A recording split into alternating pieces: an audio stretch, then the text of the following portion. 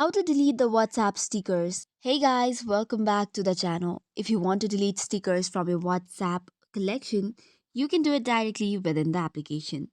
So without any ado, let's get started. First of all, head over to your WhatsApp.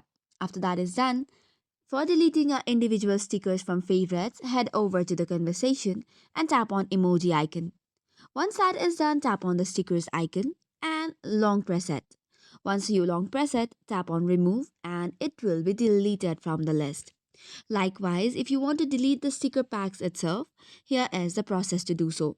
Tap on the plus icon which is on the bottom right corner once you go to the sticker section and you will see all of your stickers. Head over to my stickers and on the side you will see delete or dustbin icon. Tap on it and tap on remove and this way it will be deleted. However, if you have uploaded the custom stickers through the third party app, you can get it done by going to the specific application and deleting it within that application. Now that you reopen the WhatsApp, you can confirm the stickers has been removed. So that's all for today's video. For more such contents, do not forget to hit the like and subscribe button.